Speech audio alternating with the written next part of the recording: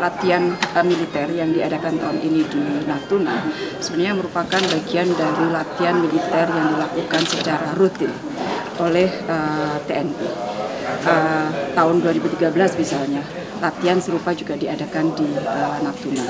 2015 dilakukan di Cilegon dan untuk tahun ini dilakukan di Natuna.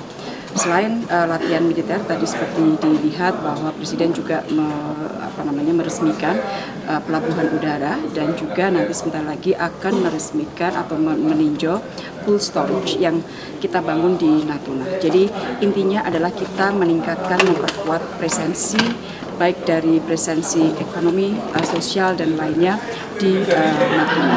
Tapi militer juga kan, khususnya militer akan diperkuatkan di Natuna. Kenapa itu penting? Presiden mengatakan bahwa pulau-pulau terluar Indonesia harus dikuatkan. Jadi ini adalah bagian dari pengejawantahan implementasi dari kebijakan Presiden Jokowi, kebijakan pemerintah Indonesia untuk memperkuat pulau-pulau terluar Indonesia. China bilang ada dispute maritim di South China Sea di depan ini kan. Menurut Indonesia bagaimana? Ada dispute atau enggak? Saya kira kalau menyangkut Indonesia, semuanya sudah jelas bahwa kita hanya memiliki perbatasan atau kita memiliki overlapping perbatasan dengan Malaysia dan Vietnam yang saat ini sedang kita negosiasikan. Dengan China? Kita tidak memiliki overlapping di bidang maritim dengan China. Walaupun mereka bilang 9-dash line ada di kita sekali lagi saya hanya ingin tegaskan bahwa Indonesia memiliki overlapping dengan Malaysia dan Vietnam yang saat ini sedang kita negosiasikan. Latihan militer ini ada satu tanda untuk kasih lihat China Indonesia sekali lagi punya ini. Tadi saya sudah sampaikan bahwa ini adalah bagian dari latihan rutin yang dilakukan oleh TNI. Ibu, untuk proses negosiasi antara Indonesia dengan Malaysia dan Vietnam itu sudah sejauh apa sampai saat ini? Proses negosiasi perbatasan bukan hal yang mudah ya. Jadi itu kita lakukan dalam beberapa hal.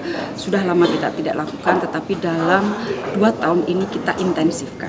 Jadi proses negosiasinya masih jalan terus. Akan ditargetkan sampai batas itu? Untuk negosiasi kita tidak bisa menargetkan. Semuanya akan tergantung dari suasana medan negosiasi. Bu, bagaimana Ibu memandang Laut Cina Selatan? Apakah situasinya lebih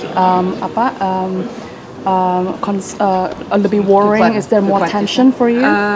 Pada saat kita bertemu di Laos, KTT ASEAN Tiongkok, kita memperingati 25 tahun ASEAN Tiongkok. Di situ kita sepakat antara lain bahwa kita akan mempercepat negosiasi untuk Code of Conduct.